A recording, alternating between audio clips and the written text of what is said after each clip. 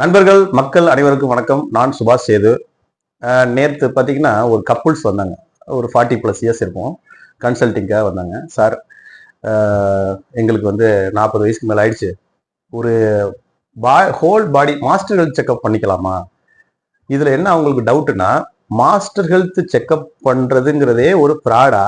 ஏன்னா வச்சுங்களேன், பிரைவேட் ஹாஸ்பிட்டலில் இதை வந்து ஒரு பிஸ்னஸ் மாதிரி கொண்டு போய் எங்களுக்கு இல்லாத வியாதியே இருக்குன்னு சொல்லி எங்களை சைக்காலஜிக்கலாக பயமுறுத்துற மாதிரி விஷயங்கள்லாம் நாங்கள் கேள்விப்படுறோம். இது இது என்ன அப்படிங்கிற ஒரு டவுட்டை கேட்டாங்க. ஸோ இது நல்ல கேள்வி அவங்க கேட்டது. இது ஜென்ரலாக நிறைய பேருக்கு இருக்கக்கூடிய ஒரு பிரச்சனை. மாஸ்டர் ஹெல்த் செக்அப்னா என்ன, அது எதுக்காக பண்ணுறோம் அப்படிங்கிற ஃபுல் டீட்டெயிலை நான் இந்த வீடியோவில் கொடுக்குறேன். இது எல்லாருக்குமே யூஸ்ஃபுல்லாக இருக்கும். தெரியாதவங்களுக்கு இதை ஷேர் பண்ணி கொடுங்க, லைக் பண்ணுங்க. ஸோ ஃபர்ஸ்ட் மாஸ்டர் ஹெல்த் செக்அப்னா என்ன அப்படின்னு பார்ப்போம். மனுஷனுக்கு வந்து தன்னோட ஆரோக்கியமாக இருக்குமா, நம்ம எல்லா பேராமீட்டர்ஸும் கரெக்டாக இருக்கா, பிளட்டில் எல்லாமே நல்லா இருக்கா, உள் உறுப்புகள்லாம் கரெக்டாக இருக்காங்கிறத ஒரு மதிப்பீடு பண்ணுறதுக்கு உண்டான டெஸ்ட் தான் மாஸ்டர் ஹெல்த் செக்அப்னு சொல்லக்கூடிய முழு உடல் பரிசோதனை. இது வருமுன் காப்போம், அதாவது நோய் வர்றதுக்கு முன்னாடியே தடுக்கிறதுக்காக நம்ம செஞ்சுக்கக்கூடியது. நம்மளா வாண்டடா போய் நம்ம செய்யறது, வந்ததுக்கு அப்புறம் பார்த்து அதை டெஸ்ட் எடுத்து அதுக்கு ட்ரீட்மெண்ட் கொடுக்குறது தனி. இது வர்றதுக்கு முன்னாடியே இது வர்றதுக்கான அறிகுறிகள் இருக்கா அப்படின்னு செக் பண்றதுக்காக. ஒரு உதாரணத்துக்கு பார்த்தீங்கன்னா, நம்ம உடம்புல ஆல்ரெடி ஏதாவது ஒரு மாற்றங்கள் ஏற்பட்டிருக்கும், வயது காரணமாக மாற்றங்கள் ஏற்பட்டிருக்கும், ஒரு ஒரு சுகரே இருந்திருக்கும், நமக்கு தெரியாது. அதோட அறிகுறிகளும் நமக்கு பெருசாக வெளிக்காட்டாது.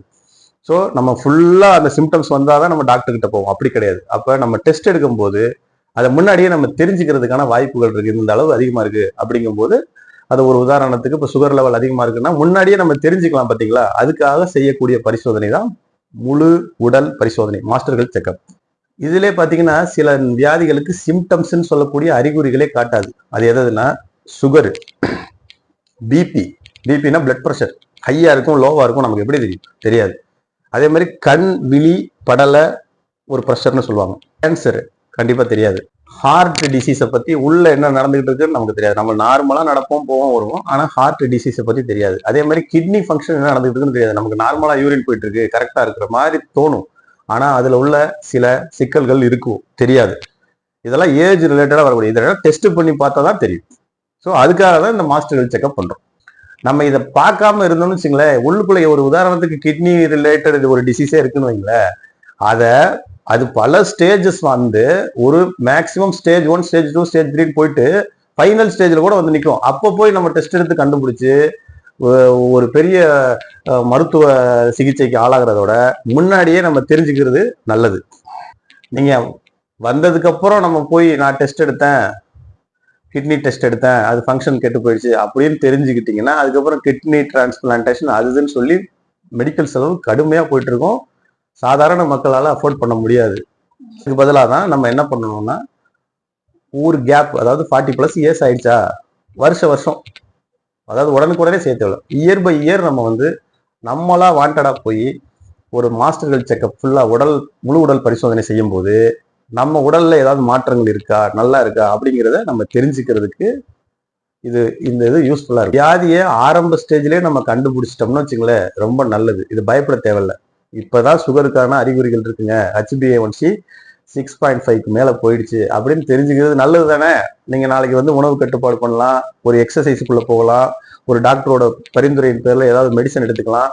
அப்ப என்னன்னே தெரியாம நம்ம சுகரை வந்து அதிக லெவல்ல வச்சுட்டோம்னா நம்ம என்ன பண்ணுவோம்? நான் உதாரணத்துக்கு தான் இந்த சுகரை சொல்றேன். இது மாதிரி நிறைய எல்லாமே ஹார்ட்ல கூட இருக்கலாம். ஸோ இதெல்லாம் தெரிஞ்சுக்கணும் அப்படிங்கிறதுக்காக தான் நம்ம இந்த மாஸ்டர் ஹெல்த் செக்அப். அப்ப இது பண்றதுனால, மாஸ்டர் ஹெல்த் செக்அப் பண்றதுனால என்னன்னா, ஒரு டிசீஸ் இருக்குன்னு வச்சுங்களேன், அது நெக்ஸ்ட் ஸ்டேஜ் போகாம தடுக்கிறதுக்கு உண்டான ப்ரிவென்ஷன், அதாவது தடுப்பு முறைகளை தெரிஞ்சு வச்சுக்கலாம். ஒருவேளை ட்ரீட்மெண்ட் எடுத்தாலும் நம்ம உடனே அதை வந்து சரி கட்டி அடுத்த ஸ்டேஜ் அந்த டிசீஸ் போகாம நம்ம பார்த்துக்கலாம். ஸோ எவ்வளவு யூஸ் இருக்கு பாருங்க. இப்ப ஒரு மாஸ்டர் ஹெல்த் செக்அப் பண்றோம் அப்படின்னா எதை பேஸ் பண்ணி பண்ணுவாங்க அப்படின்னு நீங்க தெரிஞ்சுக்கணும். எதை பேஸ் பண்ணி பண்ணுவாங்கன்னா, ஒருத்தர் இருக்கிறாருன்னு வச்சுங்களேன், அவரோட ஏஜ், அவரோட செக்ஸ்னா ஆணா பெண்ணா அந்த பாலினம், அதே மாதிரி அவங்களோட ஜெனட்டிக் ஹிஸ்ட்ரின்னு சொல்லுவாங்க, அதாவது ஃபேமிலி ஹிஸ்ட்ரி. வேற இதுக்கு முன்னாடி அவங்க அப்பாவுக்கு ஏதாவது இருந்துச்சா, எதுக்காகனா இப்போ வந்து பாத்தீங்கன்னா கேன்சர், டியூமர்லாம் பாத்தீங்கன்னா ஜெனட்டிக்காவும் வருது, என்ன ரீசன்னு தெரியாது. அப்போ அந்த ஹிஸ்ட்ரி இதெல்லாம் கேட்பாங்க மாஸ்டர் ஹெல்த் செக் பண்ணும்போது. ப்ரீவியஸ் மெடிக்கல் ஹிஸ்ட்ரின்னு சொல்லுவாங்க. ஏற்கனவே நம்ம ஏதாவது சர்ஜரி பண்ணியிருக்கோமா, நமக்கு வேற ஏதாவது பிரச்சனை இருந்துச்சா, தலையில எதுவும் அடிபட்டுருச்சா, நம்ம இத்தனை நாள் வாழ்ந்ததுல ஏதாவது நம்ம ட்ரீட்மெண்ட் எடுத்துக்கோமா, அந்த மாதிரி ப்ரீவியஸ் மெடிக்கல் ஹிஸ்டரி எடுப்பாங்க. இந்த அடிப்படையில தான் இந்த மாஸ்டர் செக்அப் இருக்கும். அதுல முக்கியமா என்னென்ன டெஸ்ட் இருக்கும்னு நான் சொல்லிடுறேன். முக்கியமா இருக்கிறது பிளட் டெஸ்ட். நம்ம பிளட் ஒரு சாம்பிள் எடுத்து அதுல என்னென்ன டெஸ்ட் எடுப்பாங்கன்னா கம்ப்ளீட் பிளட் கவுண்ட்னு சொல்லுவாங்க.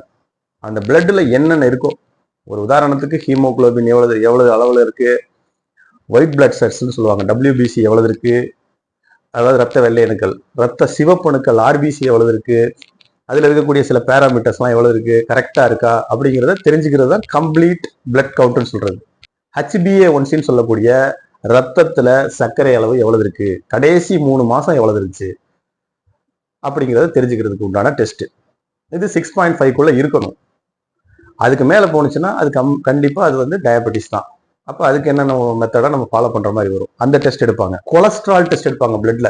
நம்ம உடம்புல வந்து நல்ல கொழுப்பு, ட்ரைகிளிசரைடுன்னு சொல்லக்கூடிய ஒரு கொழுப்பு, லோ டென்சிட்டி கொலஸ்ட்ரால், இதெல்லாம் வந்து எப்படி இருக்கு, அது ஒரு அளவீட்டுல கரெக்டா இருக்கா, இல்ல அதிகமா இருக்கா, கம்மியா இருக்காங்கிறத தெரிஞ்சுக்கக்கூடிய டெஸ்ட். அதே மாதிரி யூரியா, யூரிக் ஆசிட், கிரியாட்டினைன், இந்த மாதிரி 3 டெஸ்ட். இது எதுக்குன்னா கிட்னி ஃபங்க்ஷன்ஸ் எல்லாம் கிளியரா இருக்கா, கிட்னிங்கிறது ஒழுங்கா நம்ம இருக்கக்கூடிய கழிவுகளை பிரிச்செடுத்து யூரின் அனுப்புதா, வேர்வையை அனுப்புதா, இந்த மாதிரி தெரிஞ்சுக்கக்கூடிய டெஸ்ட். இதெல்லாம் வந்து பிளட்ல நம்ம வந்து ஃபுல்லாவே தெரிஞ்சுக்கலாம். இந்த டெஸ்ட் ஃபர்ஸ்ட் மாஸ்டர் ஹெல்த் செக்அப்ல பிளட் டெஸ்ட் வந்துடும். ரெண்டாவது பாத்தீங்கன்னா கிட்னி ஃபங்க்ஷன் டெஸ்ட்னு ஒன்று எடுப்பாங்க. இது ரொம்ப முக்கியமானது. கிட்னில இந்த யூரியா, யூரிக் ஆசிட் இதெல்லாம் அதுலயும் வரும். கிட்னி ஃபங்க்ஷன் டெஸ்ட்னு தனியாவே இருக்கு. அதுல பாத்தீங்கன்னா கிட்னியோட ஃபங்க்ஷன்ஸ் நல்லா இருக்கா, அந்த ஃபில்ட்ரேஷன் சொல்லுவாங்க யூரின்ல, அந்த நெஃப்ரான்ஸ்லாம் எப்படி இருக்கு அப்படிங்கிறத தெரிஞ்சுக்கக்கூடிய ஒரு டெஸ்ட். அதை இதுவும் எடுப்பாங்க. இதுவும் முக்கியமான டெஸ்ட். அப்புறம் ஜென்ரலா பாத்தீங்கன்னா பிபி எடுப்பாங்க. நமக்கு பிபி எப்படி இருக்கு, பிளட் ப்ரெஷர் எப்படி கரெக்டா இருக்கா, அதோட அளவீடுல இருக்கா, இல்ல ஹை ப்ரெஷர்ல இருக்கோமா அப்படிங்கிறதெல்லாம் தெரிஞ்சுக்கணும். அதே மாதிரி செஸ்ட் எக்ஸ்ரே எடுப்பாங்க. இது வந்து மேண்டேட்டரி. செஸ்ட் எக்ஸ்ரேல கரெக்டா அந்த லோப்ஸ் எல்லாம் கரெக்டா இருக்கா அப்படிங்கிறத தெரிஞ்சுக்கிறதுக்கு. இசிஜி எடுப்பாங்க. நம்ம ஹார்ட்ல வந்து கண்டக்ஷன்ஸ் கரெக்டா இருக்கா, அந்த லப் டப்னு சொல்லக்கூடிய ஆக்ஷன்ஸ் வந்து கரெக்டா போயிட்டு இருக்கா அப்படிங்கிறது. எக்கோ அப்படின்னா எக்கோ கார்டியோகிராம்ங்கிறது, இசிஜிங்கிறது வேற, எக்கோங்கிறது வேற. எக்கோங்கிறது இருதயத்துல 4 சேம்பர்ஸ் இருக்கு. மேல 2 சேம்பர்ஸ், கீழே 2 சேம்பர்ஸ். அதாவது மேல ஏட்ரியம் சொல்லுவாங்க, கீழே வென்ட்ரிக்கிள் சொல்லுவாங்க. ரைட் லெஃப்ட்னு 4 டிவிஷனா பிரிஞ்சிருக்கும். அதுல அந்த சேம்பர்ஸ்ல எல்லாம் அந்த லப்டப் ஆக்ஷன் ஆகும்போது கரெக்டா ரத்தத்தை உள்ள இழுத்து வெளியில விடுதா, அந்த சேம்பர்ஸ்ல நாளைக்கு ஃபால்ட் ஆயிடுச்சுன்னா பெரும் பிரச்சனை, ஹார்ட் வீக், அப்புறம் இன்ஜினே போயிடும். அப்போ அதை தெரிஞ்சுக்கக்கூடிய டெஸ்ட் தான் எக்கோ. அல்ட்ராசவுண்ட் அப்டமன் அப்படின்னு சொல்லக்கூடிய ஒரு டெஸ்ட்.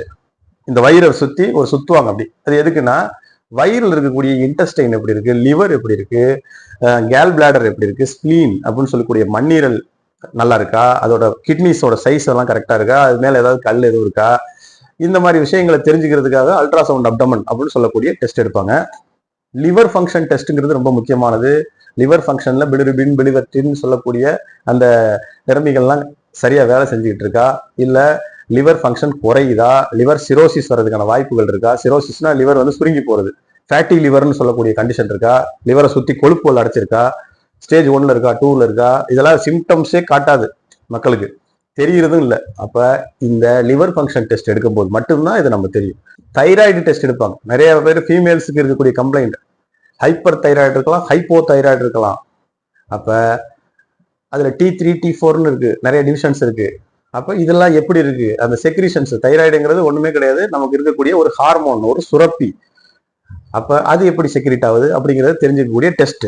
இதையும் பண்ணிட்டு அதுக்கு மேல என்ன பண்ணுவாங்கன்னா கண்ணை டெஸ்ட் பண்ணுவாங்க. ஐசைட் எல்லாம் கரெக்டா இருக்கா, சில பேருக்கு பாத்தீங்கன்னா கிட்ட பார்வை இருக்கும், சில பேருக்கு லாங் சைட் இருக்கும். இதை தெரிஞ்சுக்கக்கூடிய ஒரு டெஸ்ட் எடுப்பாங்க. இஎன்டின்னு சொல்லக்கூடிய காது டெஸ்ட், நோஸு, இந்த த்ரோட்டு, இந்த இஎன்டி செக்ஷன்ல இருக்கக்கூடிய டெஸ்ட் எடுப்பாங்க. டெண்டல் செக்அப் பண்ணுவாங்க. பல்லெல்லாம் நமக்கு வந்து சில இடத்துல பல்லுல வந்து பாத்தீங்கன்னா இன்ஃபெக்ஷன் இருக்கலாம், பல்லுல கரையா இருக்கலாம், இல்ல உள்ளுக்குள்ள இருக்கக்கூடிய வேர் ரூட் சொல்லுவாங்க, அதுல ஏதாவது சொத்தப்பல் இருக்கலாம், அதனால கூட நர்வஸ் ப்ராப்ளம் வரும். ஸோ அதை எடுப்பாங்க. அப்புறம் ஃபீமேல்ஸுக்குன்னு தனியா, பெண்களுக்குன்னு வந்து பாத்தீங்கன்னா அது ஏஜை பொறுத்து, ஒரு ஏஜ் 40+ இருந்துச்சுனாவே மெமோகிராம்னு சொல்லக்கூடிய பிரஸ்ட் செக்கிங். அது எதுக்குன்னா அதுல எதுவும் என்லார்ஜ்மெண்ட் இருக்கா, நாளைக்கு ஏதாவது டியூமர் இருக்குமா, அந்த மாதிரி இருக்கக்கூடிய டெஸ்ட் மேண்டேட்டரி, தேவைப்பட்டால் டாக்டர்ஸ் எடுக்க சொல்லுவாங்க. அதையும் எடுக்கிற மாதிரி வரும். பெண்களுக்கு பாத்தீங்கன்னா இன்னொரு டெஸ்ட் இருக்கு, PAP, பேப் ஸ்மியர் டெஸ்ட் அப்படின்னு சொல்லுவாங்க. அது எதுக்கு அப்படின்னா நம்ம யூட்ரஸ் இருக்கக்கூடிய செர்விக்ஸ்னு ஒன்று இருக்கும். அந்த செர்விக்ஸ்ல ஏதாவது கட்டியிருக்கா அப்படின்னு சொல்லக்கூடியது. நிறைய பேருக்கு யூட்ரஸ் கேன்சர் அது இதுன்னு சொல்றோம். இது கண்டிப்பா செக் பண்ணிக்கிறது நல்லது. அதுக்காக தான் இந்த டெஸ்ட் பேப் ஸ்மியர் டெஸ்ட்னு சொல்லுவாங்க. இதுவும் எடுக்கிறது இந்த மாஸ்டர் ஹெல்த் செக்அப்ல செக் பண்ணிடுவாங்க. இப்போ ஜென்ரலா டாக்டர்ஸ் வந்து இதையும் மீறி நம்மளோட ஹார்ட் எப்படி இருக்குன்னு சொல்லிட்டு ஸ்டெத்தஸ்கோப்ல வச்சு பார்ப்பாரு. அதே மாதிரி லங்ஸ் எப்படி இருக்கு, நம்ம மூச்சு விடுற தன்மை, மூச்சு நல்லா இழுங்க அப்படின்னு சொல்லுவாங்க, மூச்சு வெளியில விடுங்கன்னு சொல்லி ஸ்டெத்தஸ்கோப்ல வச்சு ஐடென்டிஃபை பண்ணும்போது நம்ம நுரையீரல் இருக்கக்கூடிய லோப்ஸ்ல எல்லாம் சளி இருக்கா இல்ல கரெக்டா ஃபங்க்ஷன் ஆகுதா அப்படிங்கறத தெரிஞ்சுக்குவாங்க. இதெல்லாம் மேனுவலா அவங்களே செய்யறது டெஸ்ட். அதே மாதிரி வயிறுல அப்டமனை தொட்டு பார்ப்பாங்க, நல்லா கல்லு மாதிரி இருக்குதா கரெக்டா இருக்கா அப்படின்னு பார்க்கும்போது பால்பேஷன் அது பேரு. அது பார்க்கும்போது வயிறுல இருக்கக்கூடிய உள் உறுப்புகள்லாம் எப்படி இருக்குங்கிறத டாக்டர்ஸ் வந்து தன்னோட எக்ஸ்பீரியன்ஸ்ல வச்சு கண்டுபிடிச்சிருவாங்க. இதெல்லாம் இந்த சிஸ்டம்லாம் கரெக்டா இருக்கு. இன்கேஸ் அவங்களுக்கு டவுட் இருந்துச்சுன்னா அவங்க ஒரு ரெஃபர் பண்ணுவாங்க. என்ன ரெஃபர் பண்ணுவாங்கன்னா, ஒரு ஆன்ஜியோகிராம் பண்ணுங்க. ஏன்னா ஹார்ட்ல வந்து லப்ட் அப் ஆக்ஷன்ல ஸ்டெத்தஸ்கோப்லேயே தெரிஞ்சு போயிடும் அந்த பிரச்சனை. அப்ப ஆன்ஜியோகிராம் பண்ணுங்க. ஆன்ஜியோகிராம்ல பண்ணும்போது ரத்த குழாய்கள்ல, அதாவது இருதயத்துக்கு செல்லக்கூடிய ரத்த குழாய்கள் ஏதாவது அடைப்பு இருக்கா அப்படிங்கிறத கண்டுபிடிச்சு போயிடும். அப்ப இதெல்லாம் வந்து டாக்டர்ஸோட எக்ஸ்பீரியன்ஸ்ல தெரிஞ்சுக்குவாங்க. ஒரு மாஸ்டர் ஹெல்த் செக்அப் போனாலும் இதெல்லாம் தெரியும். சிடி ஸ்கேன் எடுக்கிறதுக்கான ரெஃபரன்ஸ் கொடுப்பாங்க. சில பேர் தலைவலின்னு போவாங்க, உள்ளுக்கு எப்படி நம்ம கண்டுபிடிக்க முடியும்? சிடி, எம்ஆர்ஐ ஸ்கேனு, பெக்சிட்டினா வந்து உடம்புல ஏதாவது கட்டிகள் இருக்கா, கேன்சர் கட்டிகள் இருக்கா அப்படின்னு முழுசா உடம்பு செக் பண்றதுக்கான ஒரு ஸ்கேன் மெத்தட். அதையும் ரெஃபர் பண்றதுக்கான வாய்ப்புகள் இருக்கு. அப்ப இப்ப மொத்த டெஸ்ட் நான் இவ்வளவு நேரம் சொன்னேன், இதெல்லாம் எடுத்தாச்சுன்னு வைங்களேன். எடுத்ததுக்கு அப்புறம் அந்த டெஸ்ட் ரிப்போர்ட் வரும். அந்த ரிப்போர்ட்டை பார்த்துட்டு ஒரு ஃபைனல் டெசிஷன் எடுக்கக்கூடிய இடத்துல டாக்டர் இருப்பாரு. அப்ப எல்லா டெஸ்ட் ப்ரீவியஸ் ஹிஸ்டரி எல்லாமே இப்போ அவங்க டேபிள்ல இருக்கும். அதே மாதிரி இந்த டெஸ்ட்ல வந்து பாத்தீங்கன்னா ஒவ்வொரு இதுலயும் வந்து இனிமே ஃபியூச்சர்ல ஏதாவது வியாதிகள் வருதா அப்படிங்கிறத பார்க்கக்கூடிய விஷயங்களும் அவருக்கு தெரிஞ்சிடும். அப்புறம் இதை உட்காந்து ஒரு 1 to 1 சொல்லக்கூடிய பேஷண்ட்டும் அவங்க அட்டண்டர்ஸையும் வச்சு எக்ஸ்பிளைன் பண்ணுவாரு. உங்களோட மருத்துவ ஹிஸ்டரி இப்படி இருக்கு, உங்களோட ப்ரீவியஸ் ஹிஸ்டரி இப்படி இருந்திருக்கு, ஸோ இந்தந்த வாய்ப்புகள் இருக்கு உங்களுக்கு இந்த வியாதி வர்றதுக்கு, அதனால இதை இப்படி தடுத்துக்கணும், இந்த உணவு கட்டுப்பாடு பண்ணணும், இந்த டாக்டர்ஸை நீங்க பாருங்க அப்படின்னு சொல்லி அந்தந்த டிவிஷனுக்கு ரெஃபர் பண்ணுவாங்க. கன்க்ளூஷன்ல இதெல்லாம் முடிஞ்சதுக்கு அப்புறம் பேஷண்ட் ஆகிய நாம் என்ன செய்வோம்னா, இதெல்லாம் உண்மையா அப்படிங்கிற ஒரு டவுட் வந்துடும். டாக்டர் என்ன அது இருந்தாலும் பயமுறுத்துறான், பல டெஸ்ட் எடுத்து செலவு பண்ணிட்டோம், இப்போ இந்த வியாதி வரப்போகுது, உனக்கு அது வரப்போகுதுன்னு சொல்லி பயமுறுத்துறாரு. அப்படி இது ஒரு பிஸ்னஸ் மாதிரி கொண்டு போறாங்க, நமக்கு சைக்காலஜிக்கலா ஒரு ஸ்ட்ரெஸ் வந்துருச்சு அப்படிங்கிற மாதிரி எண்ணப்படுறதுக்கான வாய்ப்புகள் நிறைய இருக்கு. அது உண்மைதான். இதுக்காக தான் நான் டெஸ்ட் எடுக்கிறது இல்லைன்னு சொல்லக்கூடிய நபர்கள் 100க்கு 90% இருக்காங்க, இதை பார்க்குற எல்லாருமே. ஆனால் அது அப்படி கிடையாது. கண்டிப்பா விழிப்புணர்வு வேணும். அப்ப இன்கேஸ் அவங்க மேல டவுட்டா இருக்கு அப்படின்னு வச்சுங்களேன், அவனை நம்ப வேண்டியதில்லை. நீங்க உங்களுக்குன்னு ஒரு ஃபேமிலி டாக்டர் இருப்பாங்க, ஒரு நமக்கு வந்து நெருங்கிய ரிலேட்டிவ்ல யாராவது இருப்பாங்க, அவங்கள்ட்ட இந்த டெஸ்ட் எல்லாம் காமிச்சு இது மாதிரி சொல்றாங்க, இது உண்மையா அப்படின்னு கிராஸ் செக் பண்ணிக்கலாம். கிராஸ் செக் பண்ணும்போது கரெக்ட், அவங்க சொன்னது கரெக்டா, இவங்க எல்லாமே கரெக்ட். ஏன்னா டெஸ்ட்ல போய் சொல்ல முடியாது, அதுல என்ன இருக்கோ அதுதானே சொல்ல முடியும். HbA1c லெவல் அதிகமா இருந்துச்சுன்னா சுகர் கம்ப்ளைண்ட், டயபெட்டிஸ் சொல்லி தானே ஆகணும். அதுக்கு உண்டான மெடிசன்ஸ் கொடுத்தாகணும், அதுக்கான எக்ஸசைஸ் சொல்லி கொடுத்துடணும், உணவு கட்டுப்பாடு ஆரம்பிச்சிட வேண்டியதானே. பொய்ன்னு சொல்லிட்டு நம்ம வந்து அப்படியே இருந்தோம்னா நமக்கு தான் ப்ராப்ளம். ஒருவேளை நீங்க வந்து பிரைவேட்ல வந்து இந்த மாதிரி பொய்ய சொல்றாங்க, நம்ம ஃபேமிலி டாக்டரும் ப்ராடா இருப்பாரு அப்படின்னு நினைச்சிருந்தீங்கன்னா, கவர்மெண்ட்லயே இந்த சர்வீஸ் இருக்கு. அங்கே ஃப்ரீயா பிளட் டெஸ்ட் பண்றாங்க, பணமே கிடையாது. அங்க போய் பிளட் டெஸ்ட் எடுத்துட்டு அங்க இருக்கிற டாக்டரை கன்சல்ட் பண்ணீங்கன்னா அவருக்கு போய் சொல்லணும்னு அவசியம் இல்லைல்ல. ஸோ தேர்டு ஆப்ஷனையும் நான் சொல்றேன், அதையும் நீங்க தெரிஞ்சு வச்சுக்கலாம். ஸோ ஒரு மாஸ்டர் ஹெல்த் செக்அப்னா என்ன, அதுல எத்தனை வகையான டெஸ்ட் எடுப்பாங்க, அதனால நமக்கு இருக்கக்கூடிய குழப்பங்கள் எப்படி நமக்கு வந்து எப்படி தடுக்க போறோம் அப்படிங்கிறதெல்லாம் வந்து நம்ம தெளிவா தெரிஞ்சுக்கணுங்கிறதுக்காக தான் இந்த வீடியோ. இது ஜென்ரலான வீடியோ தான், இதுல ஒரு பெரிய டெக்னிக்கல் விஷயம்லாம் இல்லை, ஒரு ஜென்ரல் அவேர்னஸ், ஜென்ரலா இந்த சில கருத்துக்களை நம்ம வந்து நான் சொல்றேன். இதே மாதிரி பயனுள்ள வீடியோக்கள் அடுத்தடுத்த வீடியோவில் வரும். யூஸ்ஃபுல்லாக இருக்கிறவங்களுக்கு ஷேர் பண்ணி ஏதாவது டவுட்டான கமெண்ட் பண்ணுங்க. அடுத்த வீடியோவில் சந்திப்போம். நன்றி, வணக்கம்.